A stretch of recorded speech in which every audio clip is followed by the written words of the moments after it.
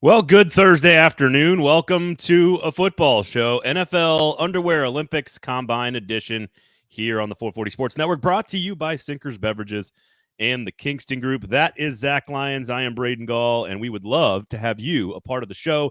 If you want to ask Zach questions about what players you need to watch this weekend in their underwear, Zach is your guy. So get into the comment section there. Of course, we'll take those questions. Please give us a little subscription as well while you're on the YouTube page. And if you're watching somewhere else, please share the product, retweet, share on Facebook, etc., etc. I know you guys get asked to do that a lot across all the different shows, but it is how we continue to grow, keep the product free for you, and, of course, support good local business and journalism as well. So lots of stuff to do today on the show. We are going to get into what Ran Carthon and Brian Callahan had to say in Indianapolis at the NFL Combine, the reactions to those particular situations. I know that, Zach, you and Mike covered a lot of sort of the pro roster stuff as it pertains to Andre Dillard or Derrick Henry or Treylon Burke. So if you want to hear deeper conversations about those types of pieces of the Titans' current roster, make sure you check out Football and Other F Words this week. Excellent job by you guys talking about that. We won't touch on the report card much as at all today either. That also, you guys covered a lot on Football and Other F Words, so make sure you check out that show. StackingTheInbox.com. And, of course, we will get into how to watch the Combine, players that we think you should pay attention to, and maybe people will overreact to as well. So lots of fun stuff to do today on the show. Zach, how are you, sir? Doing good. Right now, I this morning finally finished formatting. See, what happens is when I build a table or a tool for Stacking Inbox subscribers to use, I think of, okay, I got all that done. What extra work can I create for myself? And finally have stopped creating extra work. The Combine data tool will go live later today. Ooh. Filling in some of the measurements that are filtering in from the Combine right now. But new look, new and improved. More things for you to do. I'm very excited about your tool. I'm just saying. I'm a big fan of your tool. Make sure you check out Sinkers Beverages and the Kingston Group while you're at it. Good place to go shop for booze, non-alcoholic beverages, wine, anything else that you might like. They've got plenty of options in there. They've got like those pre-mixed liquor drinks, which I've never really liked, but I love theirs. They've got something called the long drink you and I had on our way up to the Wild Turkey Distillery. And it's dangerous. They're absolutely delicious. You cannot taste any booze, and they're 10% alcohol. So if you want a good time this weekend, check out Sinkers Beverages Long Drink. It's like a gin mixed cocktail, but they've got basically everything. I mean, you go in there and get whatever you want. Huge selection of tequila, huge selection of bourbon, huge selection of wine, and their prices are just flat out better than everybody else's. So make sure you check them out. Sinkers Beverages over here in East Nashville, their sister store Bluegrass up in Hendersonville. And of course, if you search Uber Eats Sinkers Beverages, they will deliver the booze this weekend directly to your house. So they'll drive so you can drink. And you got tools and building boards and all kinds of stuff. Kingston Group is perfect for that, man. If you need help with a big board or building a carport or a dad-do even. I don't know if there's any dad-do building going on in all y'all's lives, but if you want one of those, just give Kingston Group a call. If you're about to sell your house. You know what a dad-do is? You don't know what that is? No. Yeah, you probably have one.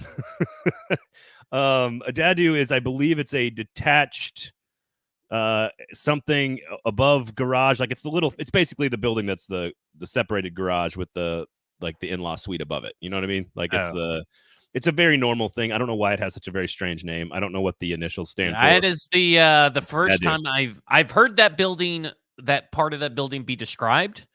Never and I've had many friends who've lived in this so-called term of a dadu. This is the first time in 38 years of existence that I've ever heard that term. I don't get to say that I taught you something very often. It doesn't happen very often, so I'll take the win. Detached accessory dwelling unit, dadu. There you go. But Kingston Group will build like you some baller ass dadus. You know what I mean? If you want a dadu, go check out Kingston Group. BuildKG.com, of course. Nick says, apologies if you said something in the beginning. When is said tool dropping for subscribers? It'll be later this afternoon. All right, Thursday afternoon. At some point after this show ends and I'm able to go walk the dogs, it will drop after that. It sounds like You just need to make sure you have the Substack app downloaded on your phone and turn on the notifications. And then when Zach's tool goes live, you'll know about it. So that's what it sounds like you need to do. So jump into the comments if you want to ask questions. We'll talk about players a little bit later on, sort of previewing the weekend, because it does sound like, Zach, if I have heard correctly from you through all your content, reading, listening, and everything, it sounds like you will be watching a lot of the Combine this weekend. I watched the Combine in its entirety. Just before we get started, I just want to know, like, how are Not you? out of enjoyment, out of duty. Okay, Just out of dad duty.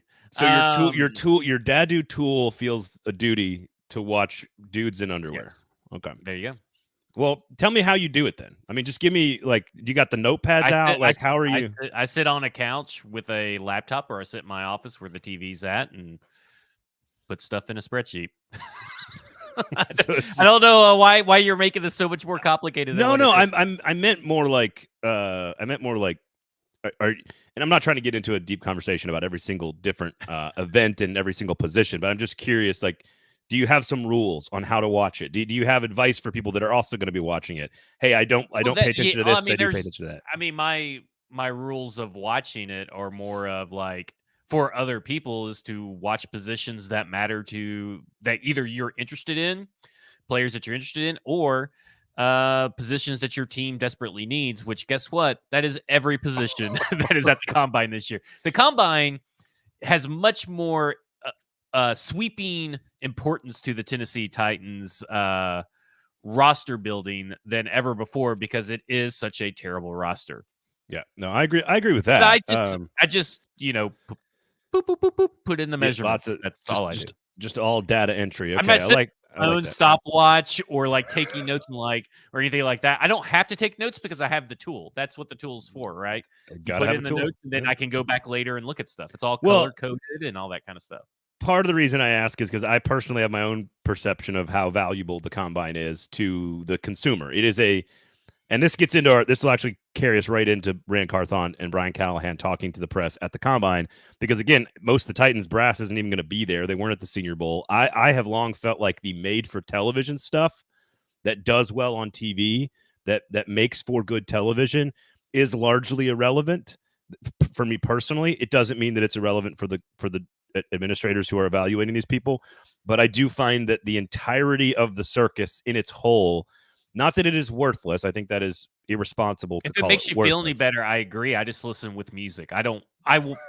I literally do not watch for analysis purposes. I do not watch to hear people, the commentators, discuss anything about the prospect. I am there to take data, put it into a spreadsheet, and that's what I do. What was does anyone, if any one of you commenters, or if you, Zach, remember, it was I believe it was Nick Schwartzen who did a bit that was, I think, produced by Adam Sandler in like 2006 or 7, and it was called Gay Robot. And it was like a 4-episode like mini series. And if anybody knows what I'm talking about, please, for the love of God, let me know, so I'm not out here floundering by myself. But there was one scene, and Stoney says, "Got to see who has the biggest balls." There's one scene where Gay Robot walks. It's at a college campus, and he's like being recruited to play football. So there's actually a sports twist here.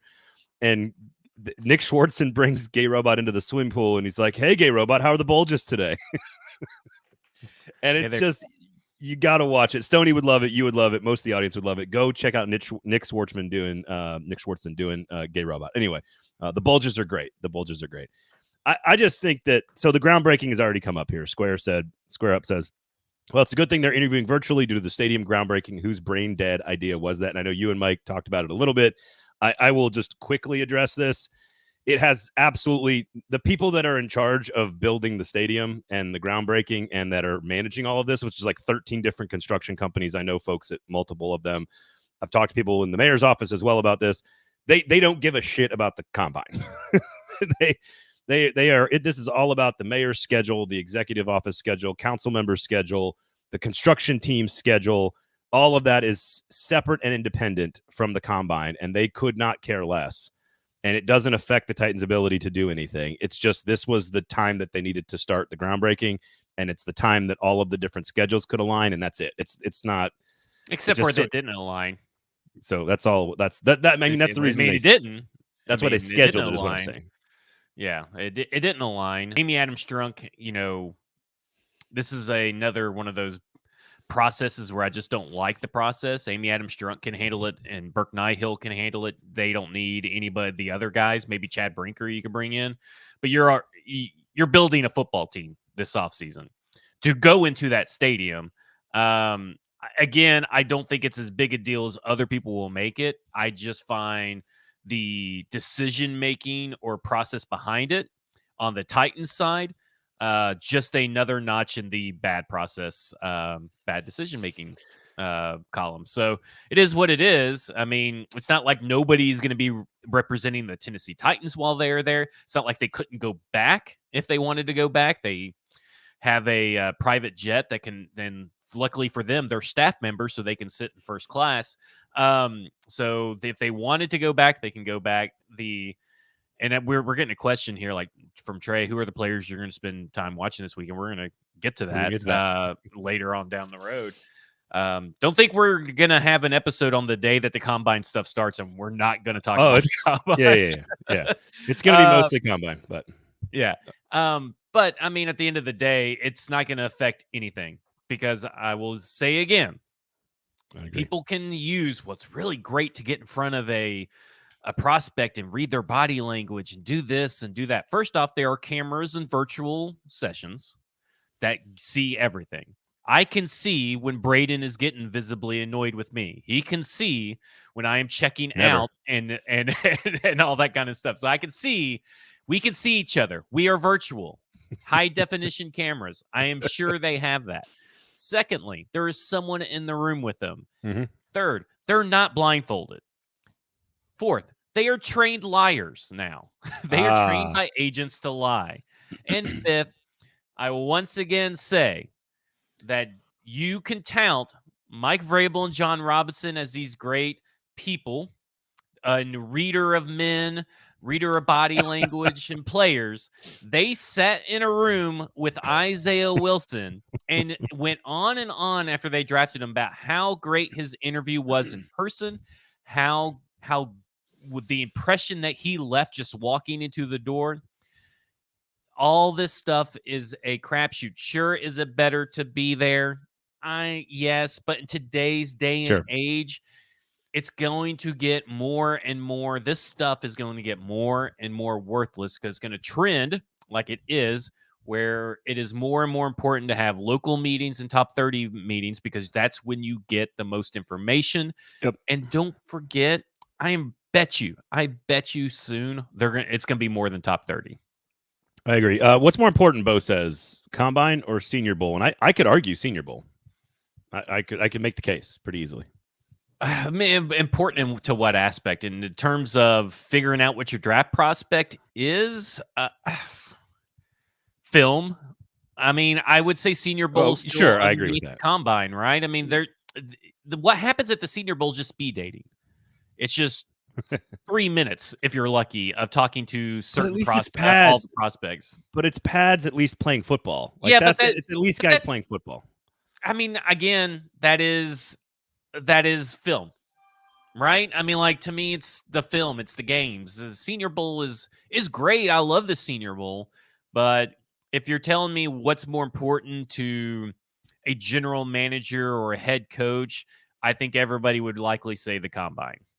That's interesting. I think the overwhelming majority of decision makers in the NFL would say the Combine. That might be true. I think what is interesting is, like, so if it's important to the people that are in reality making these decisions, it has to be important to you. That's true, but all the best players kind of don't go to either. Like, that's what's interesting. Is it's become, I think, over time, it's become sort of like, all right, we've got, let's say there's 500 players in whole, maybe even 400, whatever the number is. I'm just making a number up here. There's 400 players that are trying to get drafted, let's say. To me, it's almost like, well, like the bottom 300, all this stuff really matters. Every moment of it matters. Your training, your Senior Bowl practice, your combine stuff, your interviews, your medicals, your game tape, it all matters in a huge way to sort of like give yourself a chance to be a professional athlete and on the next level of your career. There's a chunk of players at the top of the draft. None of this shit means anything to either of them. It's like, look at my film, guys. Like, go watch my film. We talked about that with Marvin Harrison on Monday. Yeah, they should go watch the Rutgers film where he gave up.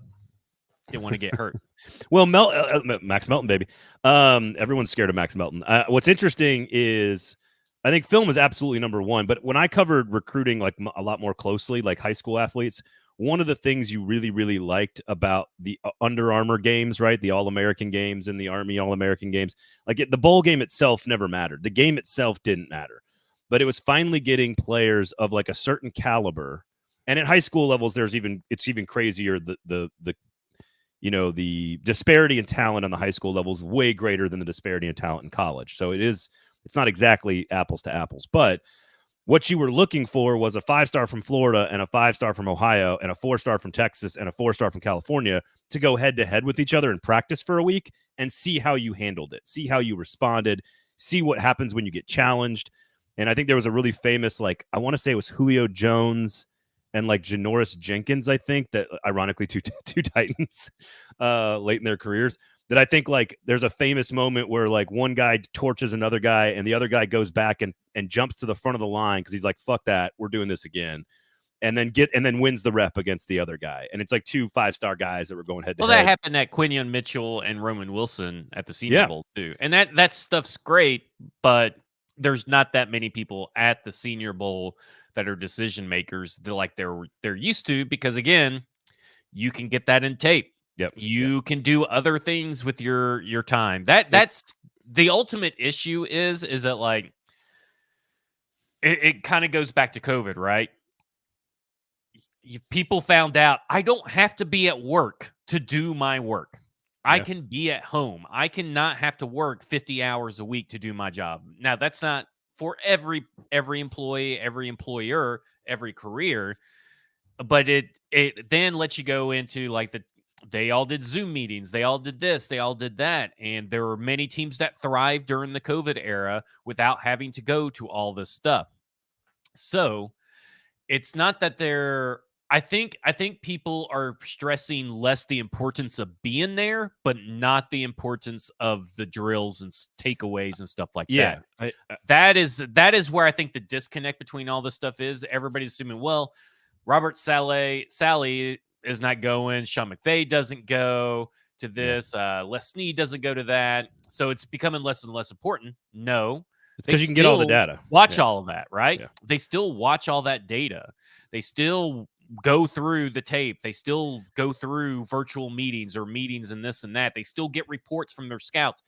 They're just finding better uses of their time on February 28th through March the 3rd or whatever. They're just doing different things. Tighten up, Tony says it, and it's why I don't have to watch the combine either. Data is data. I watch it for you. I watch it for you. I get. This is why I subscribe to StackingTheInbox.com. I subscribe to StackingTheInbox.com for Zach's beautiful and illustrious tool. That's it. I just want his tool. To me, the best thing that comes out of the combine is like someone saying that birds aren't real. And great, tight end number one. Birds aren't real. And there's a guy yesterday, Sage Steele. Who's the guy? Who's the Ohio State linebacker? Steele something or something. Tommy Steele. Eichenberg? No, I just said Steele. But he asked like 4 or 5 reporters, Tell me which 4 animals that you want to bring into war with you. Like, to me, that's the fun stuff of the combine. Okay. It's like, and then Jalix Hunt was interviewing Marshawn Nealon to have him tell the crowd stuff he liked about Jalix Hunt on tape. So like, it's Steel Chambers. That's what it is. Steel Chambers. Yeah. That is stuff to me that's very interesting. But I think obviously the interview process is more important. But the interview process does not have to be done in person. That is the way of the world. Evolve. Yeah. I agree with almost all of that. Isn't it like 3 elephants and like a massive jaguar? Oh, you gotta have 4 different animals. You gotta have 4 different animals. Oh, yeah. Okay. That's what Well, it's definitely one giant elephant for sure, and like a couple of attack cats, and then maybe like a hawk that can track your track. You need air. You need air and land as well. Okay, so let's get fucking 22 minutes. Let's get to the combine. So we'll get to players here. You want to? What about the presser? Are we not? Yes, that's where I'm going to start. Is with is the start of the combine, which is Ran and Callahan. And I know again, if you want, like, I wasn't planning on talking about Can we develop Treylon Burks, or will Derrick Henry be back on the team? Or it sounds like Andre Dillard is clearly going to be, for $3 million, a depth piece for this roster. You guys covered that. You and Herndon covered that very well in F Word, so go check that out. My takeaway, though, and again, I think we can go through and look at some of these things, because I think the overwhelming takeaway was, they're clearly going to take a receiver. They're focused on receiver. Brian Callahan says explosiveness and speed. There's a lot of fun players. There's good receivers in rounds 2 through 4. We're going to get, quote, a couple of guys. And that Ran starts off, I think, by throwing red meat to the media and to the fans, which is, this is a really deep class at wide receiver and offensive line. And those are the two that we're really focused on. Like, to me, that is just pure, like, that is just taking raw hamburger meat and throwing it to the jackals and the hyenas that desperately want this. Now, some of this is just pure logic. You can watch the Titans and say, shit, they really need an offensive line upgrade. They also, and I agree with you on this, that they need everything, that they cannot pigeonhole themselves into a position or 2 or 3. They need almost every position on the field. And ultimately, I don't know what I believe when they say things. I know you're big on, like, sort of reading some things and like, hey, I take this. And I would agree with that. In any other, like their introductory press conference, totally true. Gave us some insight into what type of team they're going to be or what type of scheme they're going to run. I think that's all real. I don't trust a single word a single human says who works for a professional football team about a single thing about the NFL draft. I don't trust any of it. I wouldn't be surprised if they trade back and take a corner in the first round, because I don't like, what's the old Mike Tyson saying? Everybody's got a plan until you get punched in the face. Like, you plan for months. You go to the Senior Bowl. You go to the Combine. You do the interviews. You do the virtual stuff. You test out. You've got metrics. You've got analytics. You spend months and millions of hours and dollars on building your board, right? And then all of a sudden you get punched in the face because some team jumps up to 5 and takes a player that you weren't expecting.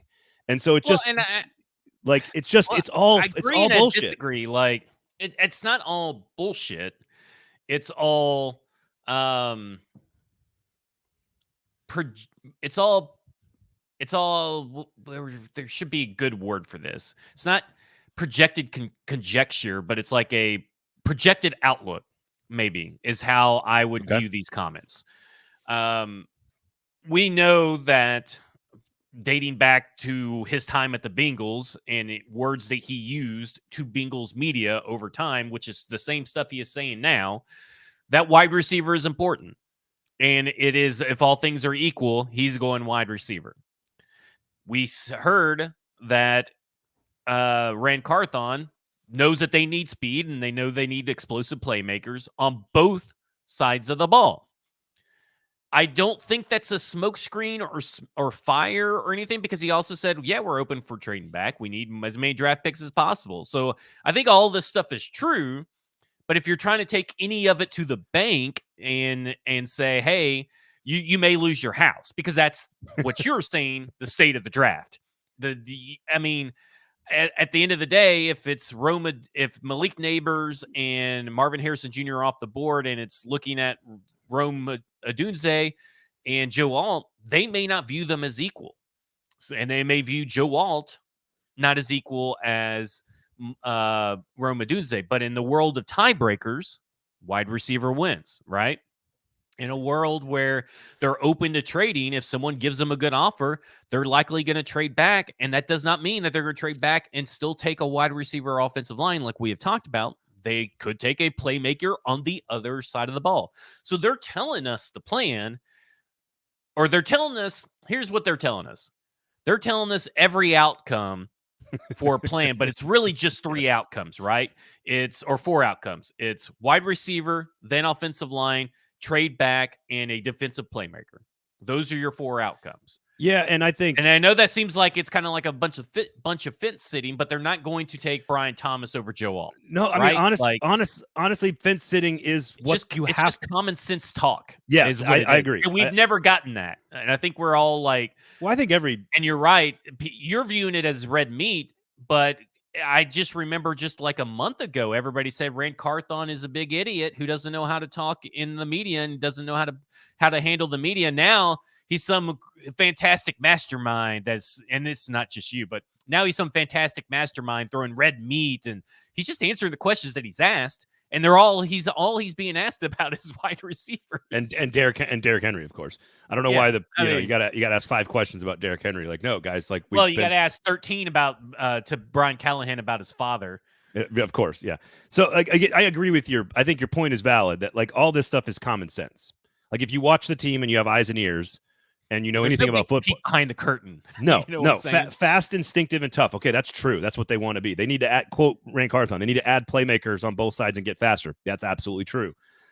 Callahan and Ran saying a bunch of true things doesn't actually give us any legitimate insight into what their actual plan will be today, tomorrow, next week, or when they're on the clock. You just don't fundamentally know. Sound is one of the F's. That's right. I like that kind of stuff. Like when you don't have to be fast.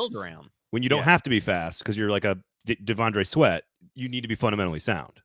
Yes, Tony Pollard is not getting tagged. By the way, okay. Sorry, there's just a couple of questions I'm just trying to knock out. L'Jarius Sneed did get tagged, by the way, so we've got that on the board as well to something we can get to, and we'll get to players here in a second. Sinkers Beverages, Kingston Group, our great sponsors. Make sure you sign up for the in crowd, by the way, at Sinkers Beverages, because that is where you're going to have to be signed up for the in crowd if you want to hang out with us at the draft party. So I just want to let you know. So go sign up for the in crowd. Go ahead. I just want to wrap up this conversation that we're in the middle of. The people who want to make this as a conspiracy theory that they're doing smoke screens and all this stuff, guys, I just don't think they are. It can be both. I don't think they are, because they said they want to trade back. Like if you say you want to trade back, or we'll listen to all the trade back offers, and we haven't gotten any yet. I mean, there's no smoke screen to be had unless they're drafting a quarterback. I actually think that's the only smoke screen that all this stuff could be for, is like, okay, well, we're really interested in drafting a quarterback. Then we witnessed the most masterful smoke screen of all time. No, that part I agree. And again, we're arguing semantics here at this point, but I agree with you. It's saying everything and nothing all at the same time is what it is, which is not technically a smoke screen. Hey, Rand says, I like 7, but I'm open. That is what you have to say. It is must lie season. It is never just assume that they have a plan and that they're not going to fucking tell us the plan, because if you did, you're not doing your job and you're giving away your leverage. Tell us the plan, because there are planned A through D, right? Yeah, exactly.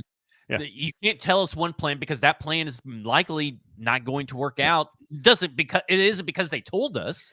I guess that's why it didn't work out. It's just that when you go into the draft, everybody who wants one specific position or one specific plan does not know fundamentally how the draft works. And that is I think the most important thing is, I think we're both saying, is that you can't take to heart just because they love wide receiver, because they even say all things equal, we love wide receiver, that it's going to be a wide receiver no matter what.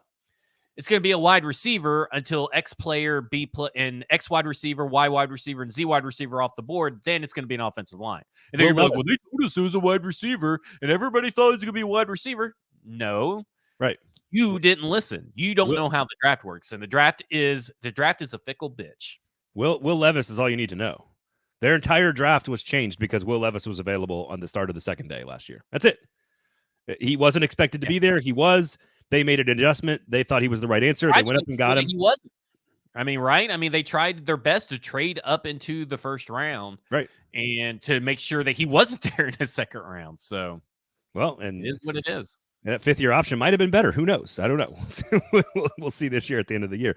So ultimately, they could be, just because they take 2 receivers in rounds 2 through 4 doesn't mean that Brian Callahan told us on Tuesday or Wednesday that that's what they were going to do. That's how the draft fell. And I agree. You don't know anything about the draft if you don't sort of understand that you have to have. And I think this is ultimately what makes the draft so fun. Truly what makes the draft so much fun. And what I would love to do one day is, and I've talked to, there's a former GM that's a friend of mine that I've talked to a lot about this stuff. And he's been out of the game for a long time. And I would love to sort of talk to a newer version of this who's been in the draft for in the last 10 years.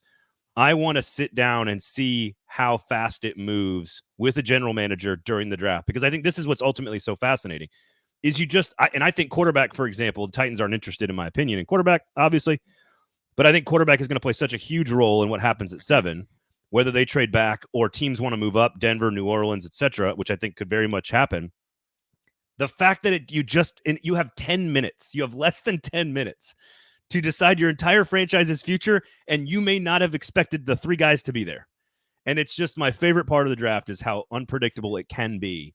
And that is my favorite thing. And that's what makes good general managers and good coaches that's really good. Also why they have someone that runs the board. Remember how big of a deal it was? Ryan Cowden ran the board. That must mean he's making the draft picks. No, he's the guy up there changing all the names, telling you, okay, hey guys, this guy's still available and he's still really rated really high. Do not forget him. Or this guy up here is over here. We didn't expect him to be here, and here he is. Like, that is how it works. Like, they did not expect Peter Skoronski to be there at 11. And then that's kind of a trope on the day one anyway, but I really didn't expect Peter Skoronski to be there at 11. I don't think really hardly anybody did. I agree. And there he was. And that's why you took him over Will Levis, because he was rated higher on your board. But the plan was they wanted a quarterback, not Peter Skoronski. Right? Yep. I mean, like, that's kind of what they were alluding to the whole time. So again, what you hear is true. It's just not necessarily going to be true. Yeah, maybe that's the best way to put it. It's true, but maybe not applicable in all situations or for the reasons that they tell us. So again, I take everything with a grain of salt from everybody in the NFL. And I think actually, and I've sort of adopted this now, having worked with you, is that like there's certain people in the media, there's a handful of them, probably one at each of the major networks that spends a fortune to be a partner of the NFL, hypothetically, that sort of has access to the back rooms and to some of these decision makers.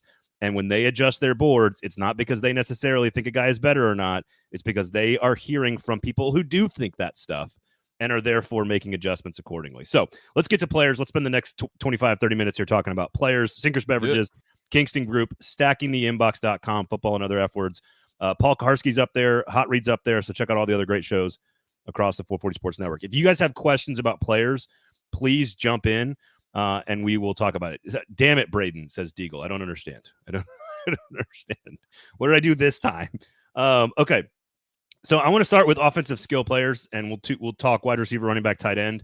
And I think some of this is going to be guys that are under the radar that we think you should pay attention to as Titans fans, positions that you should pay attention to. Some of this is players that we think might provide some like false prophecy this weekend as well. For example, I think Xavier Legette and A.D. Mitchell at wide receiver could provide some false prophecy this weekend. There's a chance that they both look and test extremely well from a size, speed, physicality standpoint. There's consistency issues with both of them on the big stage. I think they could move up boards with some of their testing this weekend. That doesn't mean the Titans should be all over those guys in the middle of the second round or early second round or even higher than that, should they test well. Based on what Brugler said, Legette's going to have to test really, really well to move up to day 2 or move up to the second round conversation. And we're talking like post a 10 RAS score good. I mean, maybe if you get in the 9s, it's pretty good. But if you post like something like Traylon Burks-esque or even A.J. Brown-esque, because A.J. Brown didn't really test that well at the combine, if I'm not mistaken. Let's see here. A.J. Brown. He was an 8.59. So, I mean, maybe you get in the, if you fall below 8 and you're Xavier Legette, that has done nothing for you. Yeah.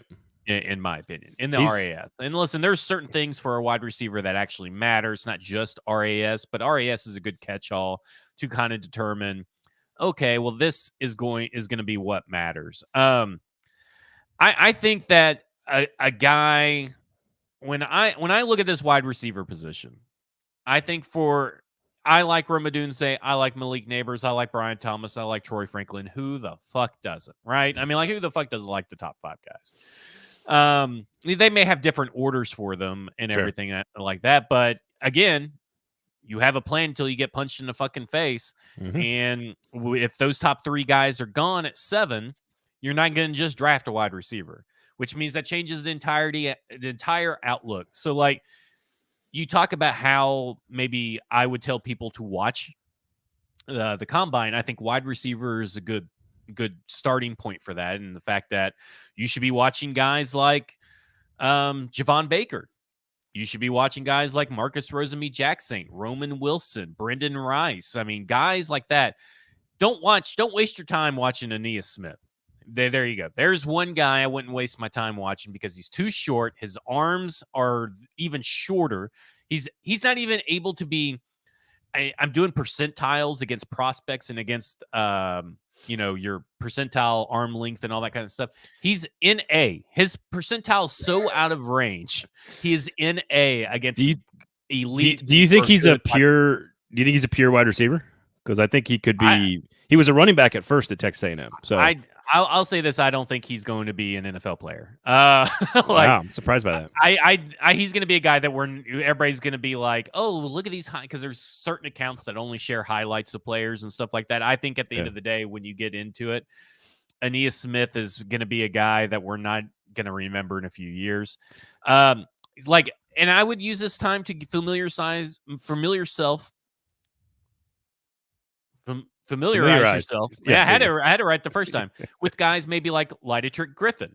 Okay, so you may not know who that is. That's fine. Bub Means is another one. Jalen Coker. There's going to be a lot of guys that are going to do a lot of help for their brand here to get on the radar of fans, but you have to be paying attention. Jamari Thrash is another guy. Like, to me, Jalen McMillan, Ricky Pearsall. I don't care what the elite wide receivers that we know in certain prospects and draft classes do, because they're supposed to do that. Like, even AJ Brown, who didn't have the fastest 40 time, excelled at other things, right? Yeah. They're supposed to be good. So if you're focusing solely on those guys this weekend, that's not how I would do it. You can use their information later on down the road to inform opinions. But right now, it's like, what does Jermaine Burton do? Like, that is a guy that is kind of in that weird. He has great tape, right? Yeah. He has great tape. But he doesn't do anything exceptionally well. You know what I mean? I think he does, but it's not, again, does he do it better than most of the wide receivers in the draft class? Yes. So, like, that's the thing. Is he, I'm not saying, is he a guy that's going to sneak into the first round, but is that a guy that if you miss out or you trade back and gain a third rounder or maybe a late second rounder on top of your early second rounder, like, isn't that a guy that you could probably draft and he turns into a quality NFL wide receiver? So a number one wide receiver, maybe not, but that's why the draft is so fluid. But I think your point here, the way I'm kind of digesting it, is you need to personally, as a fan of the game and as a fan of your team, in this case the Titans, you need to decide who you like in like that 12 to 20 range at wide receiver. Like, you may, like, I really like Ricky Pearsall. I just think he's a really good handsy receiver that makes every catch, that knows how to run routes perfectly, that knows exactly where he's supposed to be on the field at all times. He is not the most physically gifted in terms of size and speed, but like, there's a lot of guys that are in that 6', 6'1", 190 range. Roman Wilson, I think, is going to test very well. He's another guy who just is a heady player that knows where he's going. Jalen McMillan out of Washington. You mentioned a bunch of these guys. Brandon Rice, Luke McCaffrey. Like, find out who this weekend, to your point, watch the, and again, this goes back to what Callahan said, there's a bunch of guys in rounds 2, 3, and 4 that are going to be good. Malachi Corley, like, go find guys that you think, like, to your point, everyone knows who the top 6, 7, 8 guys are. And you can do, even within that range, you can debate some of those names, and that's fine. But really, the value of this draft class is figuring out who's like 12 to 20.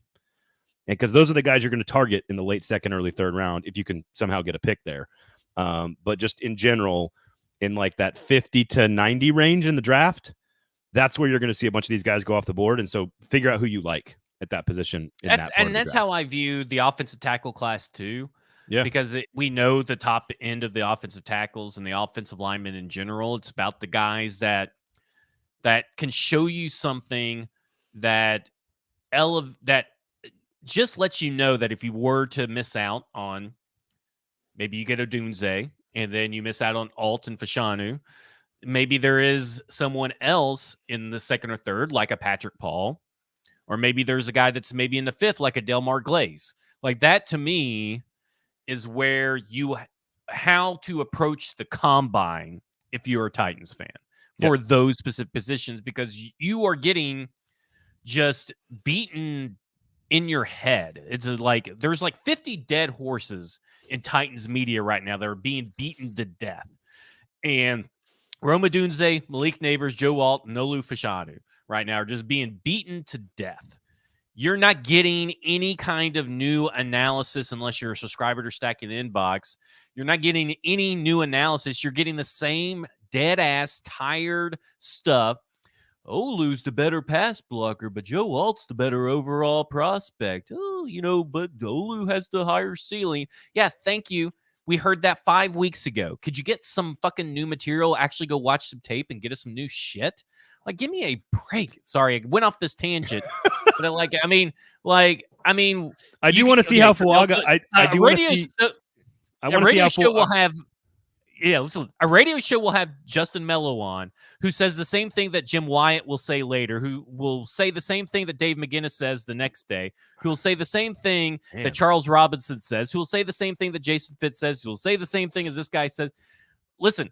Sounds like you shouldn't be listening to radio. Material about Joe Alt and Olu Fashanu. And if you need help, go to stackinginbox.com and watch Stoney's breakdown of both those guys, because then you'll get some actual real analysis. Sounds like don't listen to sports talk radio is what it sounds like you shouldn't do. Yeah. Listen to digital content when you can pick and choose what and where you listen to your content. That's what I would say. I do want to see Fuaga, Oregon State. I want to see how he tests athletically, arms. I want to see all that stuff. I know he's a little shorter. Can he play right tackle? I think is an interesting question. So I do think ordering the tackles at the top of the board is interesting, because I think receiver, you're kind of like, we know that you're good if you get any of the top three. Like, it doesn't really matter. It's a hugely beneficial player for the Titans team. I think offensive line is a far worse hit rate in general. So if you want to order some of those guys and watch them this weekend, that's fine. But I think finding some of the depth pieces that, again, you second, third rounders, I think that's the way to go. At running back, I am really fascinated with the running back class this weekend. And I'm pumped. Whether it's like Braylon Allen is a guy that I've seen play in person. I think he's got a ton of ability. I think Ray Davis at Kentucky is another one I want to see this weekend.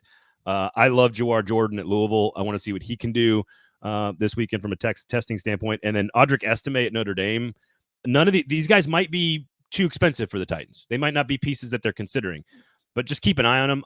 One guy that I love who's going to, I think, fall down boards because he's not going to test particularly well, but I think is a really good player, that because he's going to come in a little small and a little undersized and maybe he doesn't hit that 40 time the right way, that is going to go down boards. Bucky Irving at Oregon is a damn good football player. That dude is just a football player. And so he could fall down boards this weekend because maybe he runs a 4.6 and he comes in at 189 pounds or whatever. And sure, that does limit him in some situations, but it doesn't mean that in the 4th, 5th, 6th round or something that they shouldn't be considering taking a backup to Tajay Spears. As Brian Callahan said, the division of labor is what's important in the running back right now. You got to have multiple guys touch the football routinely. I don't agree, but it is what it is. You don't like Bucky? No. I disagree with his overarching philosophy that you have to have like 3 different guys that do 3 different things. Just get 2 guys that do the same thing. That's how they built it in Cincinnati. So I don't understand why he's taking. You think he meant 3? Well, he said 3. He gave you 3 different examples of 3. He said the short yardage guy, the third down guy, and the first two down guy. If I'm not mistaken, he gave you 3 different running backs. Now, maybe I took it to mean you meant. I just took it to mean you need multiple guys. That's what I took it to mean. You can't have one guy who does it all. You can't have just a guy who does in between the tackles on short yardage. You can't have just a guy who's a third down ball catcher. You kind of have to have. It's not about like the number one guy. Here's it's about what he how says. you divide the labor. He said, but to have good running backs, you need ones that can protect, ones that can win routes in the pass game, can catch, ones that are explosive. So that's one guy.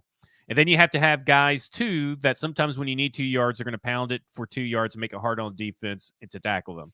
So, okay, so maybe there wasn't 3. Maybe now that I'm reading a transcript, there's only 2. But I think you need a guy that could do all of that. I think you need 2 guys that could do all that. That's the better way to build. There are many guys like that. I like Ray Davis. I think he's a guy that's going to test really well. He has a really great story, but he's very small. But that's okay. Running backs aren't that big anymore. I think we got spoiled by Derrick Henry. Yeah, Nick, you're looking for just really tall ones. Nick says Ray Davis is Rasheen Ali. Sorry, I didn't mean to cut you off. Nick says Ray Davis is cheaper. AJ Dillon. AJ Dillon is way bigger than Ray Davis. So, but doesn't mean they don't run similarly. AJ Dillon, but AJ Dillon's like AJ Dillon is 70. He's 6 feet. He's 6 feet. So there's a There's a big difference there. Yes. But like I'm looking at a guy like an Isaac Guerrero who he screams Ran Carthon, the San Francisco 49er style running back. Like he just screams it. And I like Jalen Wright. And I think Jalen Wright is in contention to be the first running back drafted. Yeah, he might be too expensive. Yeah, so he may not even be there. I think right now, if you're talking about the guys that are likely there when they are looking at a running back, I would say Isaac Guerrero, possibly Marshawn Lloyd, depending on how he tests, Ray Davis, and Isaiah Davis, Dylan Lobby, and Amani Bailey would be guys that in the rounds that they're probably likely looking at a running back, those would be the guys that are still going to be there. Because I think like Bucky Irvin, Braylon Allen, Blake Corum, all those other guys will probably likely be gone. And I'm curious how much the Titans brass thinks they need somebody with different skills than Spears. And it sounds like you're saying, and I'm kind of agreeing with you, that you don't need to, like, ideally you have two guys that can do everything. And that's where Davis and Wright and Marshawn Lloyd come in, is where they can be, between the tackle guys, but also out in space guys. And honestly, like these are probably all top 7, 8, 9 running backs that we've talked about. And there's a chance they all go before the third round is over. And if that's the case, I don't know if the Titans should be spending that kind of capital on any of those names. Unfortunately, we'll see. Running backs are a weird position in the draft because, sometimes you'll have 2 go in the first round, and then you won't have any go for a while until the third round. Yep. And then you'll have a big run on the second round where you didn't have any go in the first round, and they all went in the second. So, again, it's kind of hard to predict, but those are guys that are, for me, I'm looking at them and I'm like, if they do not sign an Austin Eckler or someone kind of that ilk that's probably going to be cheap, even though he doesn't think he should be cheap. But if they sign someone relatively cheap, maybe they wait and see what the UDFAs look like. Yeah. But I'm leaning towards, I think you're going to hear a running back get drafted by the Tennessee Titans at some point. Yeah, I like, by the way, Frank Gore is very small, but very, very productive out of Southern Miss. Frank Gore Jr., I should say. Cody Schrader, we've talked about him out of Missouri. I like both of the Georgia kids, Dawan Edwards and Kendall Milton. These are all like 7th rounders, by the way. Dawan Edwards had a really great Senior Bowl, by the way. Those guys are all really, and I think he was the one that was hurt a lot, so didn't get as used up as much at Georgia. I think all those guys could be available in the 7th round. So there's a chance that they have really good options in the 7th round where they have a bunch of picks. I'll tell you a position I have not looked at very much at all, like for any reason, and that's tight end. Outside of Brock Bowers, I think Jontavian Sanders is really, really good. He's probably going to test really well at the combine. This is not a position I have done a lot of studying. Should Titans fans be paying more attention to this position? I don't think so. So I think, for me, it's just like I'd be very surprised if they walked away with a tight end unless someone of good value dropped into the 6th or 7th round. Yeah, I agree with that. And I don't think that's going to be the case. There's only 15 tight ends that got invited to the combine. So that tells you right there the state of the draft class, in my opinion. Yep, I tend to agree. And they've got 2 very young guys that are already on the team right now that are clearly going to be on the roster. So, and Brian mentioned Frank Gore Jr. twice, asked about him. I really like him, but only late because of his size, but I think he's a really nice player. So I really don't know much about Frank Gore, so I don't want to speak. Extremely productive and was like the only guy on his team doing anything. He had to carry the offense. I think he actually played quarterback for a while when the quarterback got hurt, which is, again, a testament to sort of just like his football IQ. That he can get in there and do that. Honestly, the 2 positions I am most interested in watching are cornerback and defensive line, edge position players. Like this weekend, whether it's Chop Robinson, Darius Robinson out of Missouri, I really like him a lot. Braden Fisk, Tavondre Sweat, we talked about him. Austin Booker at Kansas, I think, is a really interesting one. There's a ton of these edge guys that I don't know if we know exactly how athletic they are. Braylon Trice, Chris Braswell, Marshawn Nealand. Like, there's so many guys that I think are worth paying attention to, because I think pass rusher and even to the lesser extent defensive linemen alongside Jeffrey Simmons, I think it's much They further up. only have Jeffrey Simmons. They're much further up the board. This made up person named Quentin Bohanna. Like that is it on the offensive line or defensive line. Let me ask you this: unless they go and get Chris Jones, who everybody thinks is somehow magically going to hit free agency, I would be very hard pressed to believe it. But there are people out there who thinks he's for sure hitting free agency, and I think that it's 80% he's staying with the Chiefs. But regardless, they need so many bodies on the defensive line. And this is a draft where I really like some of these guys. I don't know if you saw it today, but Mason Smith out of LSU. Stud, dude. Stud. This dude is massive. Stud. He is he's 6'5", 306 pounds. So he's got a good weight to height ratio. He's not fat or anything. 35-inch arms and an 84 7/8 wingspan. Like this dude is massive. Just huge. He was a I would love for him to be, I don't know if he's going to go, but I'd love for him just to be lined up against, Jeffrey Simmons. And what the fuck are you going to do? It's like lining Tavondre Sweat, Jeffrey Simmons together. What the fuck are you going to do? So Smith was almost after his first season at LSU, he was basically projected as a top 10 pick. He tore his ACL and got hurt as a sophomore, didn't play at all, and then came back last year and didn't have as good a season because he was still recovering from the injury. That is a guy that is going to go later than he should because of the injury and is going to be better than his draft stock. He grades out so high that he puts 2 A's in his name. That's how highly he will grade out. It's Maason, Mason. You need 2 A's. So here's ultimately what I was going to ask you. They go offensive line at 7 or 10 or 12 or 14, let's say hypothetically. Then they're on the clock at 38. Are you good with Tavondre Sweat, Darius Robinson, Chop Robinson, edge rusher at that spot? Because I think there's a better chance you get a better edge player at 38 than you do corner. I think there's better corners in the 3rd round than there are defensive linemen. Does that make sense? Where do you rank Kamari Lassiter among Tavondre Sweat and Darius Robinson? Because for me, I know Chopper Robinson's going to be super athletic and all that kind of stuff. He's a project. He makes it. Yeah, I think I prefer Darius Robinson to Chopper Robinson. So let's say this: I gave you a defensive lineman, an edge, and now a cornerback, and they're all likely to be, maybe not Darius Robinson, but they're all likely to be available in the 2nd round at pick 38. Well, who are you going? Okay, so you're saying question, right? You're saying Kamari Lassiter, corner out of Georgia. And I'm assuming that means like Kool-Aid's off the board, that the Missouri kid's off the board, Cooper DeJean's off the board. Okay, so Kamari Lassiter out of Georgia. Okay, he's the best available defensive back. Okay, and then best available. I'm giving you the 3 best at their position available. The other one was Darius Robinson and Chop Robinson. Yeah, no, Tavondre Sweat.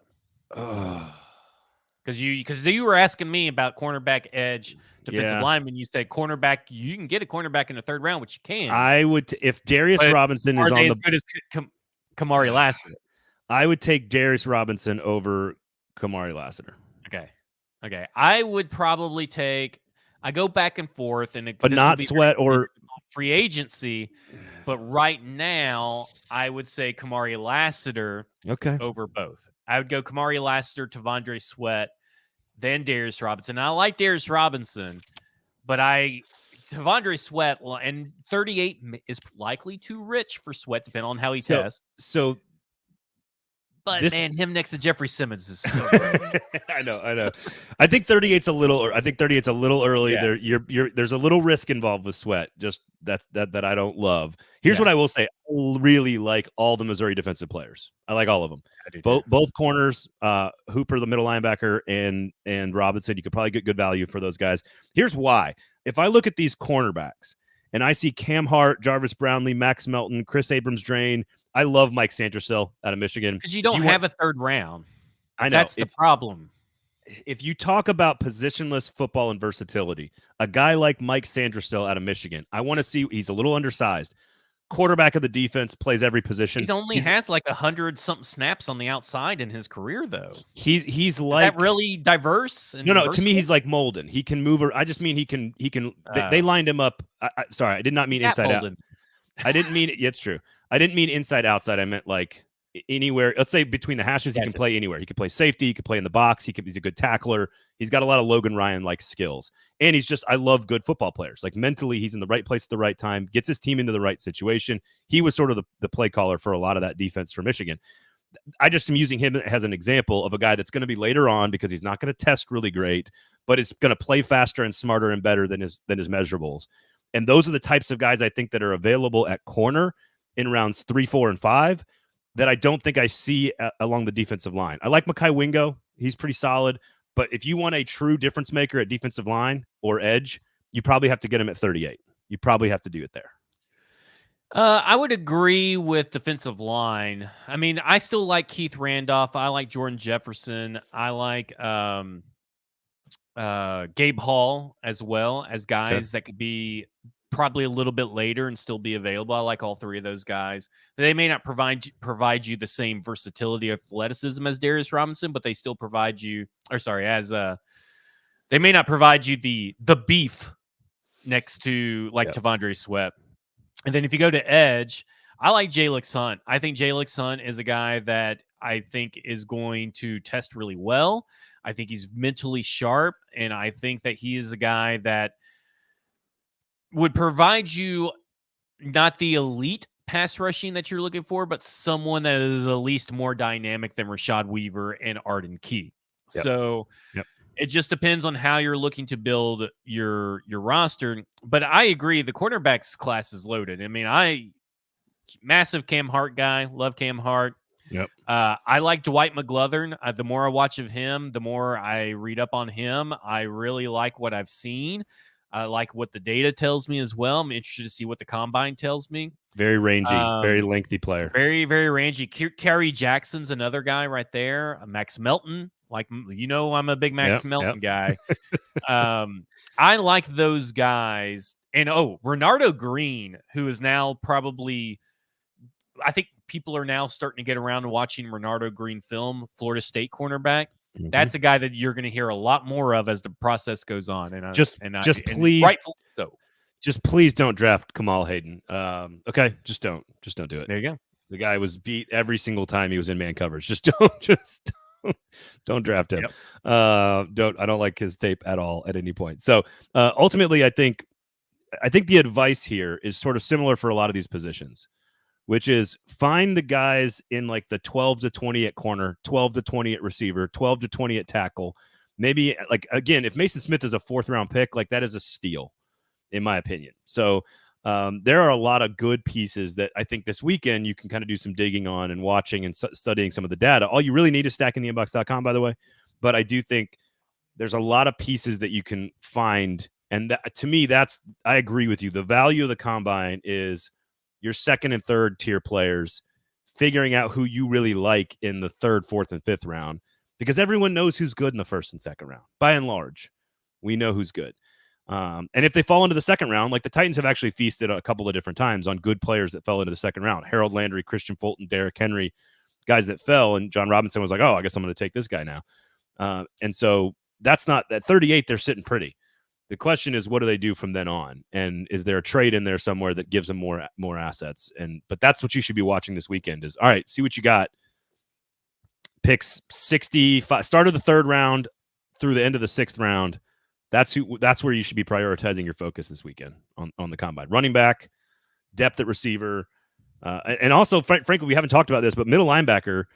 I was about to say, do not sleep. I know we're brushing up against it. Do not sleep on linebacker. Ignore your Peyton Wilsons. Ignore your Jeremiah Trotter Jr.'s, probably Edgerrin Cooper. Those are all great guys, all great linebackers. I'm not saying that they're bad. But you're looking at your Nathaniel Watsons, your Trevin Wallaces, your Jalen Fords, your Cedric Grays, your Tyrese Knights, your Tyrone Hopper. Hopper. Those are the guys that you're looking at this weekend. So I would say this. I think that they're drafting a running back and linebacker. Agree. Sometime at day 3, and maybe even a safety on day 3. It's gonna be a very unsexy day 3 if you are big into wanting they should just draft all wide receivers. It's going to be the lesser known positions. If they have a 5th round pick and they get Eichenberg or Jalen Ford or Hopper, and then they come back in the 6th round and get a running back, whoever that might be, and then all of a sudden they come back and get like a second corner in the 7th round along with like a second wide receiver, I could see that being the strategy, because then you go edge rusher, corner, receiver, tackle, whatever in the beginning, depending again on how many picks they have. I think they're going to try to trade, but I don't know. There's a lot of value. I mean, JT Bertrand is also on here as well, like the other Notre Dame linebacker as well. Louis Fau is not bad either. How far do they fall down board? So keep an eye on some of those guys this weekend, because again, I think Hopper, for example, is a little undersized. They're gonna have to. We'll see what his measurables are. Let's see what his reaction speed is and his short. Someone asked, and I think it was Nick. Is there one drill in particular that you guys weigh a lot more for player evaluation and all the others? Nick, just real quick, I will be highlighting when you select a position in the Combine Tracker tool. When you select a position, it's going to change the color of certain categories to let you know that for that position, those are more important. So while we're on the subject of linebacker, those would be your RAS, your height, your arm length, your bench press, and your broad jump are very important. And it's statistically, they are proven by other people, not by me, by other people, to have high correlation to success in the first 3 years of your rookie contract. Well, I mean, Jayon Brown and David Long, undersized, very high athletic ability for both of them. And again, they were late round picks too, right? Both 5th round picks, I think. So yes. Can you go find a guy that could start for a couple of years in the 5th round? Absolutely. 1,000,000%. So Drake Greenlaw was pretty late. Fred Warner, I think it was late. Very rarely do you have like round 1 inside linebackers anymore. So just so you guys know, that's something extra this year on the Combine tool that was not there last year. So Nick's going to grab a beer tonight and play around with your tool. There you go. That sounds like a good Friday. Sounds like a good Thursday night, my man. Way to go, Nick. All right, so make sure you check that out, and we'll be back on Monday to sort of handle all the overreactions, because I'm assuming there'll be some, like Troy Franklin will go from like the 50th overall player to like number 9 because he runs like a 4.3 or something, and people are going to go bonkers for it. It's a funny thing about football. Very, very rarely do you ever run in a straight line by yourself. Just a random observation. So, okay. All right. Those are some players. To be fair, that's almost all of his college tape. That's true. I kid. Well, there's not a lot. The offense is complicated, but not for him at Oregon. He was very specific. All right. So stackingtheinbox.com, Sinkers Beverages, Kingston Group, F Words Pod, all the other great shows across the network. Make sure you support them as well. We do appreciate you guys. Thank you all for listening. Share the product, share the show. You can check us out in podcast form or rewatch it on video and YouTube. So we're here for you guys, and we're here through the entire process. And again, sign up for the in-crowd for Sinkers Beverages. Not only will they give you great customer service and special deals and access to like allocations for bourbon and all kinds of other cool stuff at Sinkers, but it is the only way you can be eligible to attend our draft party. So make sure you sign up for the in-crowd at Sinkers Beverages, and we can check and see if you're signed up. So, all right. Yes, there you go. big gay robot references this weekend. All right. Thank you, Zach. Always a pleasure to hang out with you. Have a great weekend, everybody. My name is Braden Gall. Thank you guys for listening. We will talk to you on Monday.